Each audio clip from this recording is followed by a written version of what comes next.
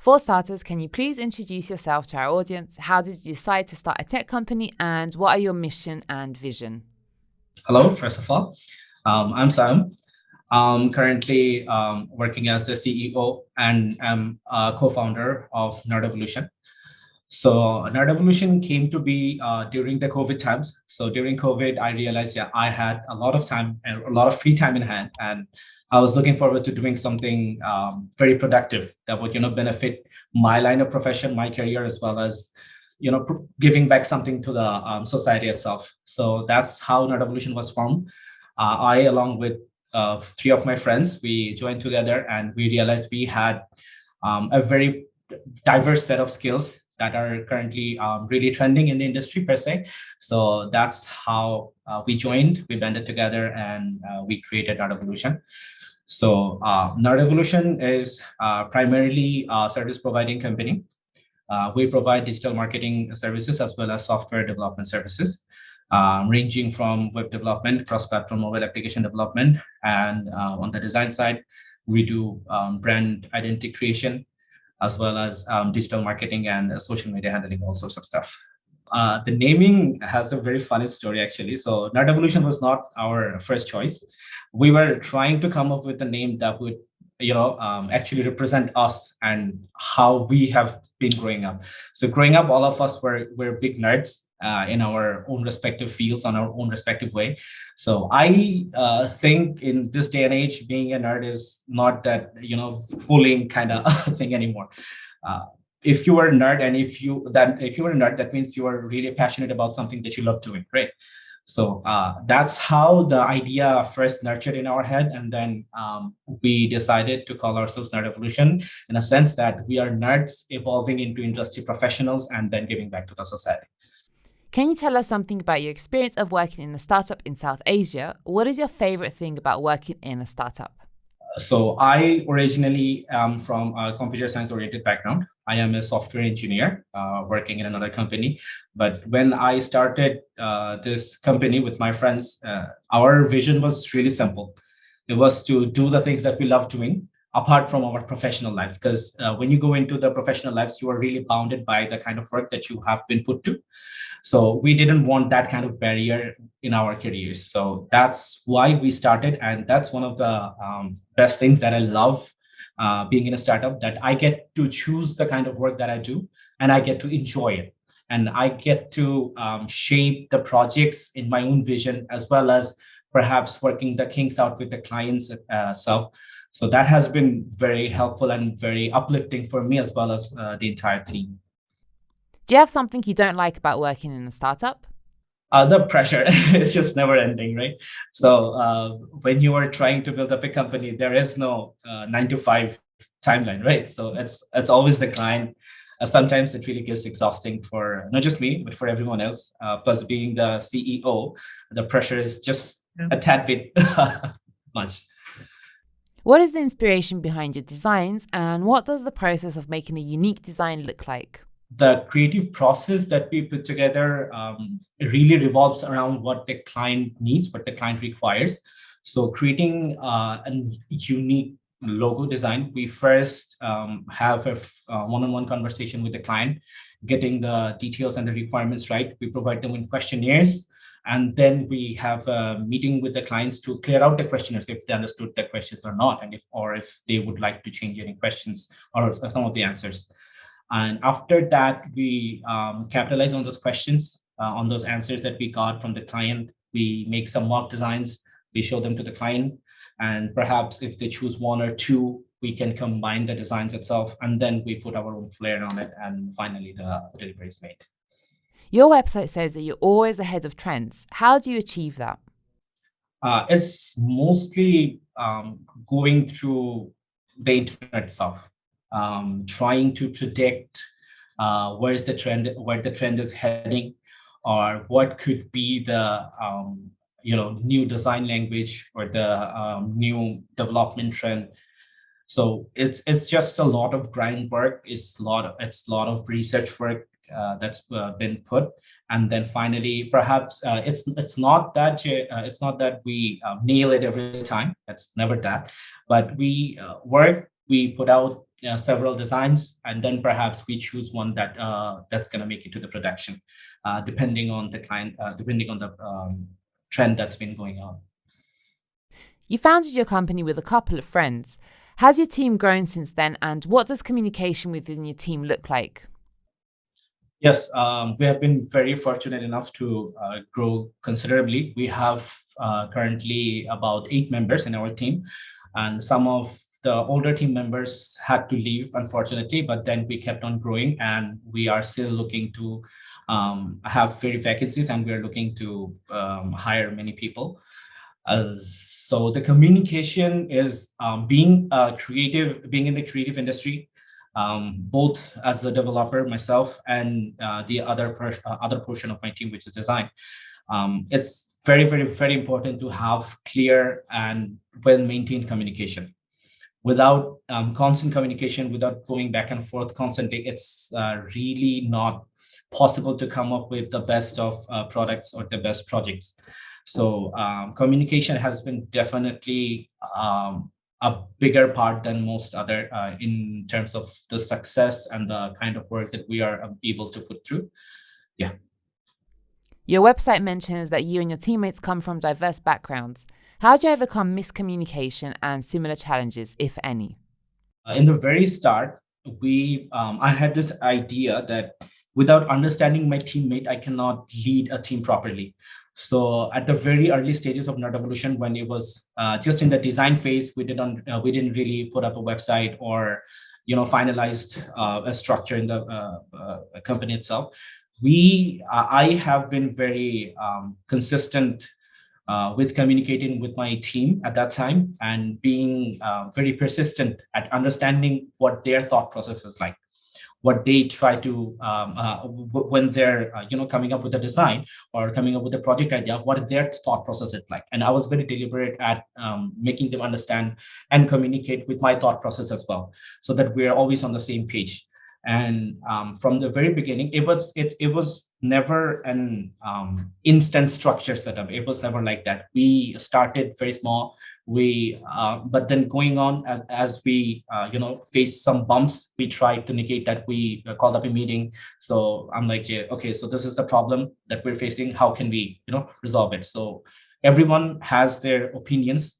And finally, we always consider, whenever we're making a big decision, we always consider, since we're really a very small company, so we do have the privilege to listen to everyone's words and really take into consideration everyone's opinions in this matter. So mostly this is how currently we're running, and that's why we're always on the same page. And in terms of miscommunication, we most of the times we have a hierarchical structure, so that if someone misses something in the review phase, it gets perhaps it gets noticed and then rectified later on, or if it doesn't, if it moves to production with a mistake, we mark that mistake, and then perhaps in the next Scrum meeting we talk about it and try to rectify what the problem was, and perhaps what should we not do, or what should we do next time to avoid that. Do you have any more secrets you want to share with our viewers about working efficiently as a team and having effective communication? It's not necessarily a secret, but it's one of my beliefs and the beliefs of my teammate, is that making mistakes are not the problem.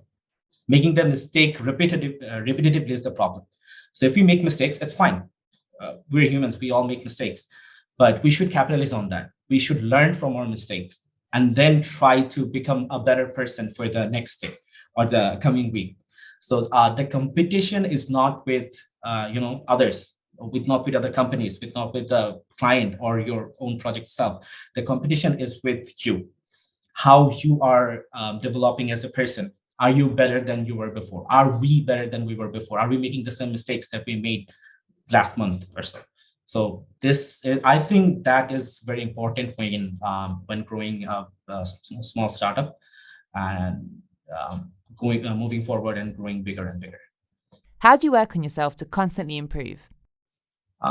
My tip would be, a team should never have a boss. A team should have a leader.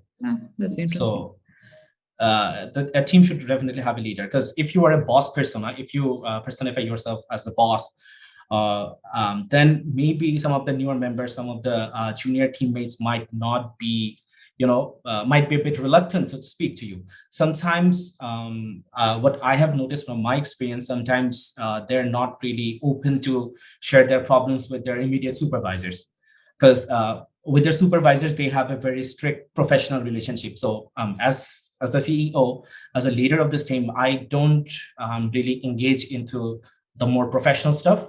Rather than I try to be friendly to the newer teammates as well, so that they can communicate what the problem is. Because if I don't understand what the problem is, I cannot come up with a solution. And if I don't come up with a solution, the same mistake is going to repeat itself. So I don't want that, and no one wants that really. And that's, in my opinion, that's how we grow. So in this company, in Nerd Evolution, I try to maintain a very friendly environment. There are times when we need to be strictly professional and formal. Yes, there are times, but then immediately afterwards, I think we might need to be a bit more lenient in terms of interacting with every hierarchy of the employees. According to you, what are the most important characteristics of a good leader? First of all, I would think a good leader has to have a very good time management scheme. A good leader has to understand himself and his team and manage the time accordingly, because there are only 24 hours in a day. We cannot, as much as I would like to do it, we cannot extend that 24 hours in a day. So good time management is definitely would be one of the keys. And then I guess, like I said earlier, having a good persona, a friendly persona, but being professional at your work is, I think, would something that everyone would benefit from. Is your team remote, hybrid, or works on site? We're mostly remote, since many of our team members are living in different parts of the country, sometimes different parts of the world itself. So we strictly follow a remote structure, but sometimes perhaps we need to go on site for a shoot, perhaps, or perhaps talk with the client face to face. So on in those manners, we can be a hybrid sometimes, but it's mostly remote. Are there any challenges you face while working remotely? Perhaps a lack of natural flow in communication, considering that you're not at all working in the same office? Definitely. Sometimes I do feel the lack of flow that you just mentioned. But one of the most challenges that we faced is, since I said some of our team members live offshore, so having to come up with a mutual time that we can work together and we can collaborate has been one of the many challenges that we have been facing, and we still face to this day. But other than that, in terms of technology, we have been setting up, and it's still in the process of tweaking a training program for the new members. So so that we can get them up to date with the technologies and with the softwares that we have been using, and how to move around and how to get around everything. So that has been helping us to minimize the technological issues.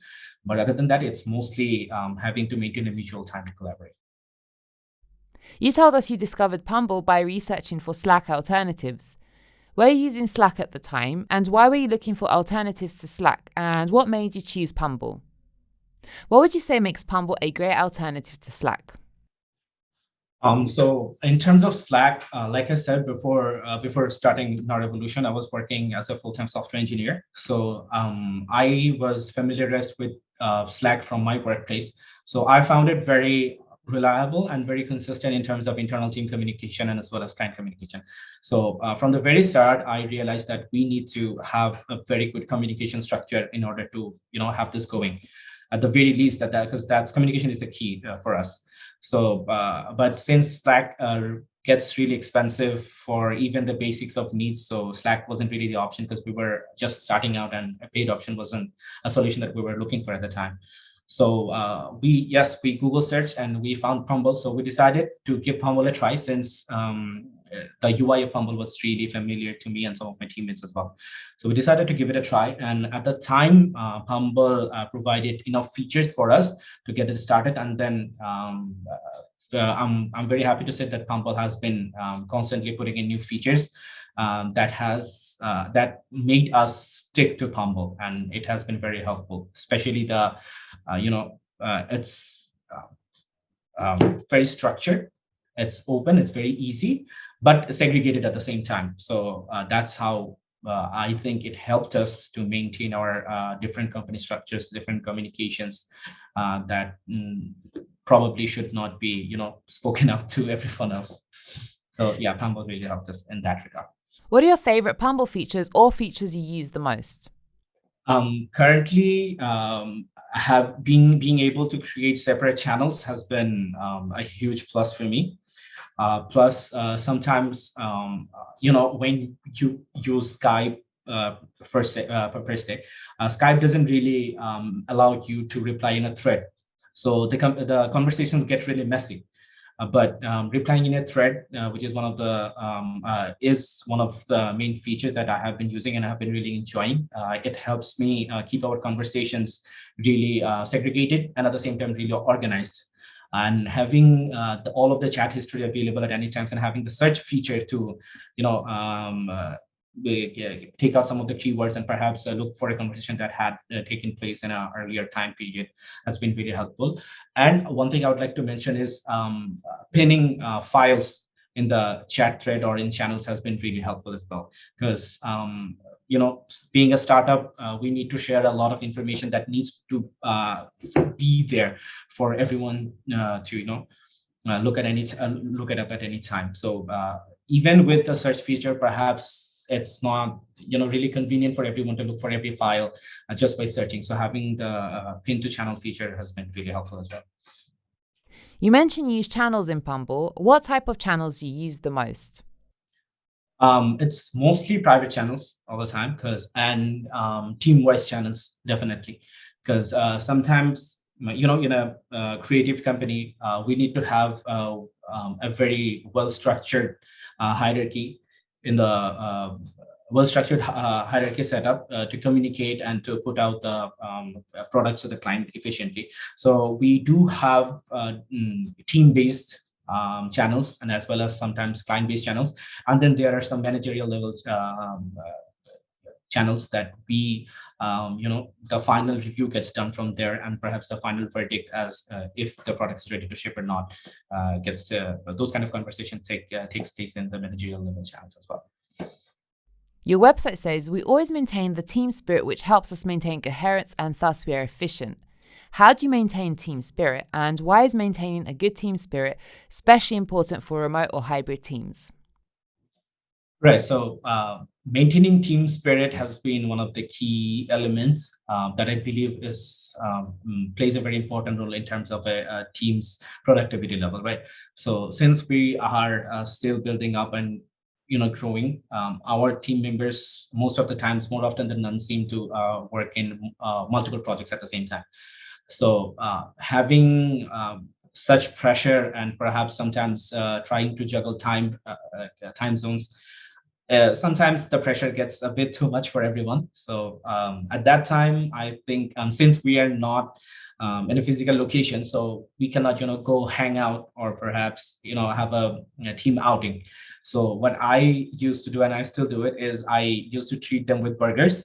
And I just for the fun of it's like, yeah, all right, calm down, let's have a burger together, order something, and it's on me. The treat is on me.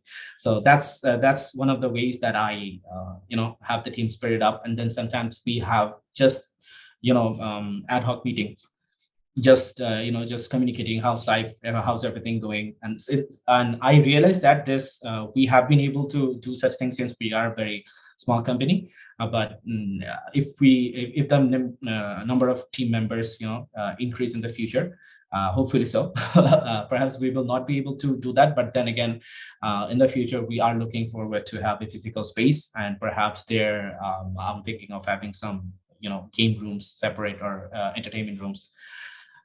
Yeah. Finally, what are your future plans for Nerd Evolution? We are currently looking to become a government registered company. The ISET department of Bangladesh very regularly they put out flyers and they put out some what do you call it, some flyers or some notice for small startups like us to get enlisted in the government's database, and they provide fundings from the government and stuff. So that's one of the things that we're heading out to. And with that, I mostly we are looking to grow our team a bit more, and we are looking to put some time into marketing as well as sales. So we are lacking a bit behind in those regards, because all of us are designers, engineers, content writers, and whatnot. But we're looking to build up a very strong PR team in the future, definitely, and we're in the process of making that.